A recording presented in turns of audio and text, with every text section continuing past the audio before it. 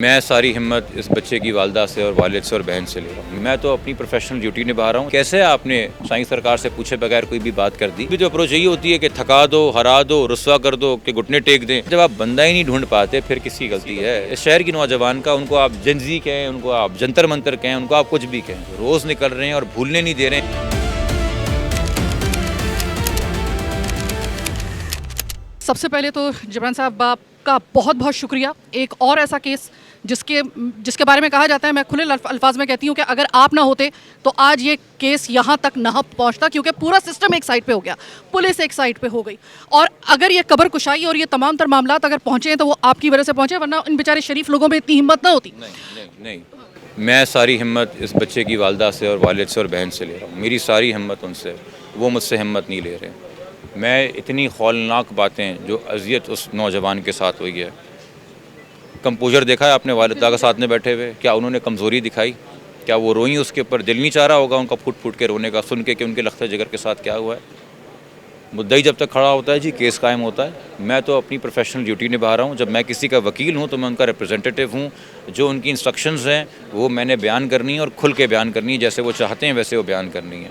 मेरे मुंह में अपनी ज़बान नहीं है बतौर वकील, ये मेरी जिम्मेदारी है, तो इसलिए क्रेडिट भी इस चीज़ का एक उनको जाता है। दूसरा, चूँकि हाँ, जब हम इतने सारे अफसरान की बात करते हैं सरकारी, जिनकी करप्शन मैंने आपके सामने रखी, तो वहाँ जिन्होंने वाकई में हकीकत पसंदी के साथ और हक़ाइक़ को सामने रखते हुए और ईमानदारी को और इंटेग्रिटी को सामने रखते हुए प्रोफेशन की काम किया है, डॉक्टर सुमैया पुलिस सर्जन, उनको क्रेडिट जाता है। और तीसरा, तमाम ये मीडिया के सहाफ़ी, सुबह कभी 8 बजे मैं देख रहा हूँ खड़े हुए वहाँ पे, कभी दोपहर की 3 बजे की धूप में खड़े हुए। आज 8:30 प्रेस कॉन्फ्रेंस का टाइम था, अभी 9:30 बजे तक खड़े हुए हैं ना, रोज़ आ रहे हैं। और कभी कभी मैं भी गुस्सा कर जाता हूँ, बर्दाश्त करके मुस्करा लेते हैं। और सबसे चौथा, इस शहर की नौजवान का, उनको आप जंजी कहें, उनको आप जंतर मंतर कहें, उनको आप कुछ भी कहें, रोज़ निकल रहे हैं और भूलने नहीं दे रहे हैं इस कौम को कि रज़ा अली ख़ान इस शहर का नौजवान बेटा था और शानदार बेटा था, कामयाब बेटा था, दूसरों के लिए रोज़गार पैदा करने वाला बेटा था। आपको एक टके का भी किसी किस्म का कोई आपको कोई कंसर्न नज़र आ रहा है गवर्नमेंट, सिंध गवर्नमेंट की तरफ से या पुलिस की तरफ से, कि वो इसको आगे लेके चलने को तैयार हैं इस केस को? अगर सुमैया साहिबा को इनकरेज कर देंगे, प्रमोशन दे देंगे या कोई सर्टिफिकेट दे देंगे, लेटर ऑफ रिकमेंडेशन दे देंगे, तो फिर बाकी ब्यूरोक्रेट्स का भी दिल चाहेगा यार कि छोड़ो, हम भी अपनी ड्यूटी करते हैं, हम करप्शन नहीं करते, हम गाफिल नहीं होते, हम किसी के प्रेशर में नहीं आते, बहुत दाद मिलती है। तो डॉक्टर सुमैया को तब वो चाहते हैं इबरत का निशान बनाना, ताकि दोबारा कोई ये हिम्मत ना करे। क्योंकि भाई कैसे आपने साईं सरकार से पूछे बगैर कोई भी बात कर दी, या जो उनके मौक़िफ़ के ख़िलाफ़ जाती है, जिसकी वजह से होम मिनिस्ट्री या किसी की एम्बेरसमेंट हो गई। छोड़ो रज़ा अली ख़ान की जान के साथ इंसाफ हुआ कि नहीं हुआ, मिनिस्टर साहब की और राजी साहब की साख ज़्यादा ज़रूरी है। हमें ये पैगाम दिया जा रहा है। तो इसलिए आवाम, नौजवान, हम, आप, मीडिया, हर आम पाकिस्तानी डॉक्टर सुमैया के साथ खड़ा हुआ है कि शायद हमारी सपोर्ट देख के बाकी ब्यूरोक्रेट्स इनकरेज हो जाएं कि बेशक ये आने जाने वाली हुकूमतें माने ना माने, आवाम तो कम से कम दिल में इज़्ज़त करेगी। सिर्फ कबर कुशाई के मामले में और ये पोस्टमार्टम के मामले में बोर्ड तब्दील किया, ये तमाम किया, इसी में आप लोगों की मुज़ाहिमत की इंतहा हो गई। हम यही देख के हैरान रह गए थे। अभी तो बंदे तक पहुंचना, उस दरिंदे तक पहुंचना, उन कॉर्पोरेट्स तक पहुंचना, ये तो पूरा एक मुज़ाहिमत का समंदर भी पार करना है। आपको लगता है कि थक तो नहीं जाएंगे घर वाले? कोशिश उनकी यही है, ये निज़ाम की कोशिश है कि जब ब्लैक एंड वाइट चीज़ें, हमारे यहाँ तो आपको पता है ऐसे भी मर्डर हुए ना कि वाला एमपी के सीसीटीवी फुटेज में नज़र आ गया या घर के बाहर से ही बॉडी मिली। वहाँ पे भी तो अप्रोच यही होती है कि थका दो, हरा दो, रुस्वा कर दो, कि घुटने टेक दें। यहाँ पे भी यही कोशिश होगी। मगर यहाँ तो मैं कम से कम ये हैरान हूँ कि वो एक और बात है कि जी वो ट्रायल चलेगा कि नहीं चलेगा, ये पीछे हट जाएंगे नहीं हट जाएंगे, या जैसा नकीबुल्ला के अंदर साबित नहीं किया जी, एविडेंस ने गवाहों को पीछे हटाया गया, वहाँ तक स्टेज पहुँची कि नहीं, या तो बंदा ही बेनकाब नहीं हो रहा ना। तो जब ट्रायल में बंदा एक्विट होता है ना, आप कहते हैं जी जज साहब की गलती थी, उन्होंने बरी कर दिया। मगर जब आप बंदा ही नहीं ढूंढ पाते फिर किसकी गलती है? फिर तो होम मिनिस्ट्री की गलती है। तो फिर अगला इस्तीफ़ा किसका होना चाहिए?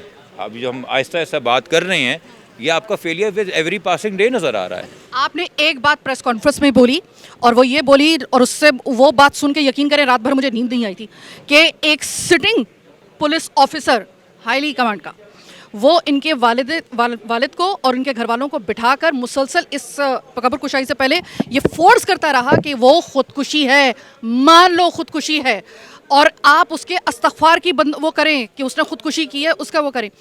और बाद में साबित होता है कि वो खुदकुशी नहीं थी, या बाद में साबित होता है। इसके ऊपर तो होना ये चाहिए था कि वो जो मज़कूरा ऑफिसर जिसका आपने नाम लिया है, उसको तो फौरी तौर पर डिसमिस होना चाहिए था। अलिफ से बे नहीं हुआ, मतलब ये पुलिस की तो यहाँ तक तो उनकी नाक आई हुई है। तो माशाल्लाह से जब हायरार्की ऐसे बिहेव करेगी और उनको हाथ नहीं लगाएगा तो फिर नीचे वालों को भी क्या पैगाम जाएगा ना। फिर हम कहते हैं ना कि पूरा निज़ाम गला सड़ा है। अब ये जुमला अलग अलग नीयतों की वजह से बोला जा सकता है, ठीक है। कुछ लोग और बहुत सी सियासी वजूहात की वजह से बोल रहे हैं। मैं तो सिर्फ छोड़ें बड़े बड़े सूबों का और बड़ी आबादी का मसला, एक घर में 3 लोगों का ख़ानदान है, 4 से 3 का हो गया, ये मसला नहीं हल कर सकते आपके। तो मैं इसलिए कह रहा हूँ कि गला सड़ा निज़ाम है। गला सड़ा निज़ाम है। आपको कोई इस गले सड़े निज़ाम से कोई मुआवजे की उम्मीद है?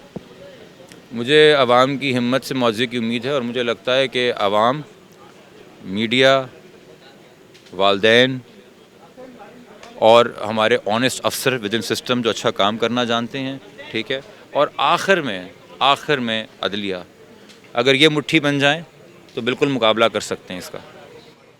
इसका मतलब ये है कि हम सिर्फ एक मीडिया और ये जो नौजवान है और ये जो अवाम है, अगर यही कुछ कर दें और यही प्रेशर डाल दें तो ही कुछ हो सकता है, वरना गले सड़े निज़ाम से किसी किस्म की मुआवजे की आपको उम्मीद नहीं है? नहीं जी।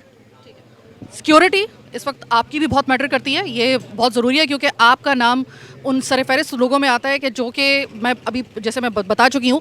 तो जबरान आपको किसी किस्म की कोई धमकी या खुदा न खास्ता आपके साथ, तो क्योंकि आपकी तो पहचान ही यही है इन केसेस को डील करना, कभी आपको इस तरह खुदा न खास्ता आपको तो कोई ऐसी धमकी नहीं है या कोई आपकी सिक्योरिटी रिस्क तो नहीं है? कितनी अजीब बात है, ये भी बदकिस्मती है। मगर नहीं, ऐसा कोई सिक्योरिटी थ्रेट नहीं है। ना मैं फ़ील करता हूँ, ना मैं इतना पैरानॉइड हूँ, ना मैं अपने साथ कोई डिमांड करता हूँ कि जी मुझे सिक्योरिटी दें, मुझे पुलिस वाले दें। सच की ताकत आपके साथ है, सच बहुत लिबरेटिंग होता है। अल्लाह ताला आपको अपने हिफ्ज़-ओ-अमान में रखे और आपको मज़ीद ताकत दे। Stay strong and stay safe. जिस तरीके से आवाम बाहर निकली हुई है इतने दिनों से, न खाने का होश, न पीने का होश, वो सड़कों के ऊपर आपको नज़र आ रहे हैं। आप इसको एक मामूली चीज़ समझते हैं, आप यकीन करें कि रेवोल्यूशन की तरफ शायद आप ये समझ लें कि ये पहला कदम है। अलार्मिंग चीज़ है, अलार्मिंग पॉइंट है। खुदा के लिए निज़ाम कानून में इतनी उसको सहल कर दें कम से कम कि एक मज़लूम को कम से कम एक रत्ती भर उम्मीद हो कि कानून उसका साथ देगा, ये रियासत उसका साथ देगी।